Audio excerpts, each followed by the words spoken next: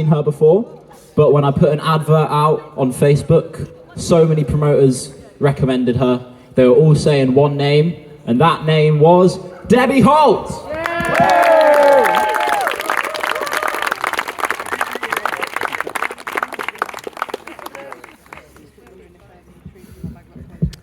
Good evening. I'm just going to move this because I don't want to block the view.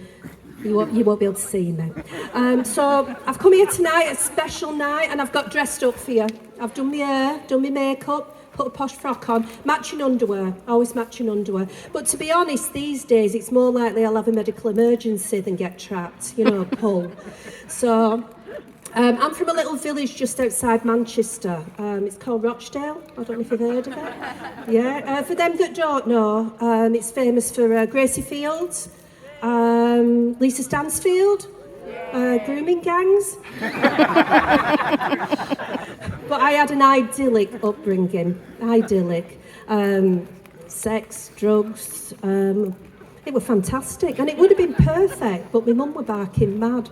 Absolutely crackers. She was totally obsessed with her weight. Totally. And she was a yo-yo dieter. And I'll give you an example. 1980, she was the Northwest Slimmer of the Year. 1981, she was at Face of Greg's. And we just used to laugh at her. We just thought she was funny. But it weren't funny when she got obsessed with me. She had me at Weight Watchers when I was 11. I mean, is that even legal? 11. And if I lost weight, we stopped at Chippy on the way home. But it gave me a bit of a complex, to be honest. I couldn't go swimming, I never wore a bathing suit, for years and years. And then a couple of years ago, I thought to myself, do you know what, Deb, you're a grown-up. You need to get a grip. And I went swimming. It were wonderful. It were life-changing. It were exhilarating. And you know what the best bit were? My tits floated. They were magnificent up here. But I know you're looking at me now and you're thinking, what's this old bird doing? As we get older and we get grey, we start to become invisible. And I don't want to be invisible. I don't want to fade away. I want to go out screaming and shouting. So I set myself challenges. I've wrote a book. I've been on The Chase. Bradley Walsh were lovely and no, I didn't win. I've played live at Glastonbury. I strum my ukulele in the car park and I'm having that. I'm having it. But my biggest challenge is I've been married 36 years. Wow, 36 years. Yeah, we married until death do us part. I just didn't think it'd be this long. But, it's kind of like a hostage situation, but we have joint Amazon accounts. And I'll never leave him. I will never, ever leave him. No, because I don't want custody of kids. But we're very, very different people. I mean, I think I'm Stevie Nicks. I'm like this wild, free thing. And he thinks he's Billy Connolly, but he's the retired on the couch Billy Connolly, the different one. And he does love me. I know he loves me. I mean, he almost told me once. He does love me. But he's not here tonight. He hasn't come to support me. He says that this is my midlife crisis. Midlife crisis. I'm too old for a midlife crisis. For this to be midlife, I'd have to live to be 124.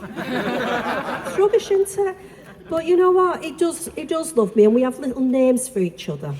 I mean, he calls me Delightful Deborah. Isn't that nice? Delightful Deborah.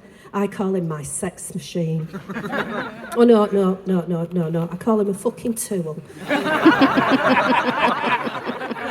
But I think he's jealous, because I'm outside my comfort zone and I'm doing something different. And I said, well, go and get a hobby.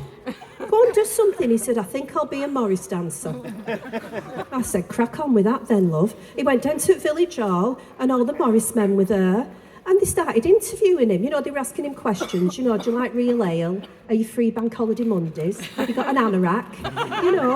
They let him try the bells on. He did some, stamping around with the bells. They even give him a handkerchief. He said he had amazing wrist action. I mean, no surprises there. And then the man said, one final question. They've just got one final question. He said, are you circumcised? And my husband said, well, actually, yes, I am. And he shut the book. And he said, what do you mean? He said, your application's unsuccessful. He said, why? He said, it were all going so well. He said, you've got to be a complete prick to be a Morris dancer.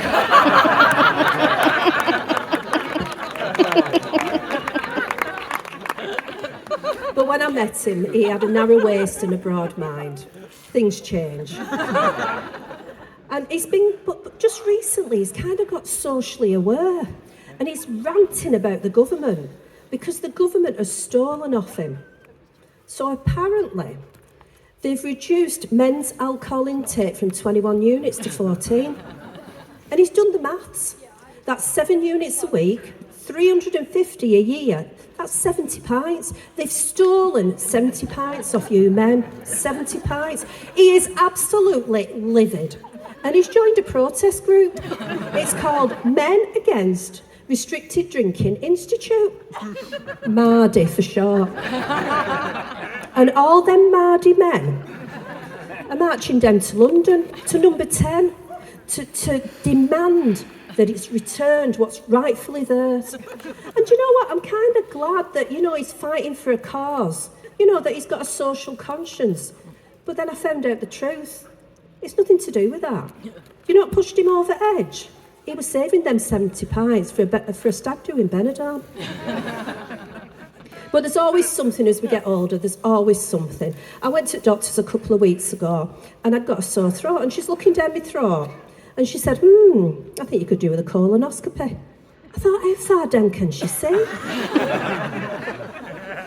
So I went to hospital and I'm doing the consent form and he's telling me all the ways I can die, everything that'll go wrong and that. And then he said, and you may get sexually aroused. I thought, I'll get on with this.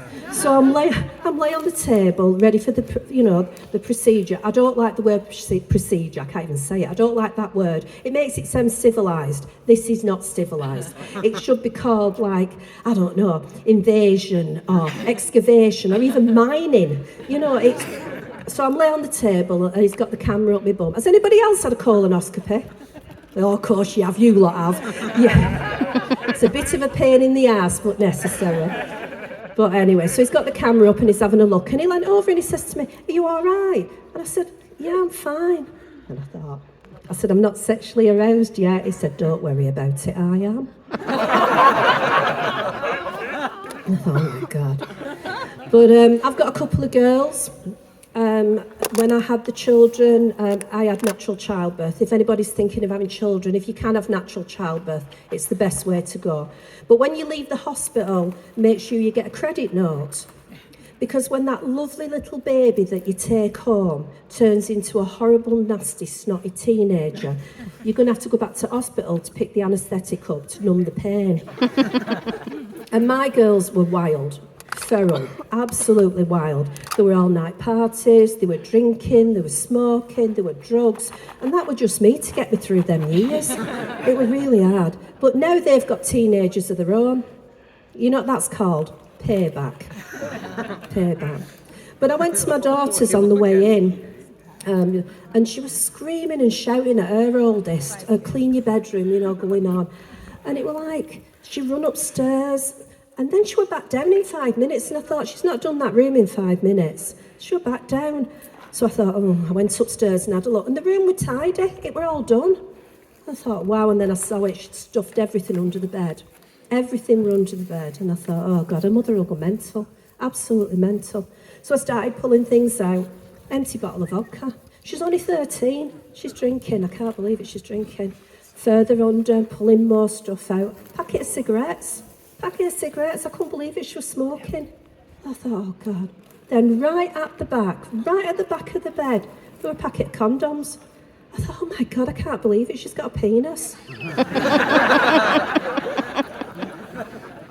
Well, I just want to finish by saying, when you've been married this long, things change. When we first met, we were ripping each other's clothes off. I know you young uns are struggling with that. But if you kind of squint, I do have a Stevie Nicks thing, But, we were ripping each other's clothes off. I mean, back then, I didn't have time to take my socks off. I mean, now I can knit a pair. And he said to me one night, he said, go to the fridge and get something out. We'll have some fun. I thought, oh, I'll have some of that. I went to the fridge, I got a jar of Piccalilli. Do you know it stings? It stings, Piccalilli stings. But things do change. Everything changes in marriage, you know, and it's kind of... When we first met him, when I first met him, I couldn't even fart in front of him. We're friends now, I can talk like this. Couldn't even fart in front of him. And I used to go to the bathroom, and every time I farted, I'd cough. And I spent that much time in the bathroom that first year, he thought I had COPD. But now I can fart for England. Now it's liberating, it's wonderful. I went to my friend Almajit, she made a curry, and even as I were eating it, I could feel it brewing. I could feel it. And I thought, oh God, here we go. We get in bed, and I wait until he starts snoring. That's the key to a long marriage, consideration. So he snores, I fart, you know. And I'm wafting it, and I'm tucking it. And you know when they say you can't smell your own? They lie. They lie. It was rancid. It really was. And then a thought just came over me. And I thought, do you know, if me and my husband die peacefully one night, if we just pass away and die peacefully in our sleep, it won't be natural causes. It'll be methane poisoning. Thank you very much.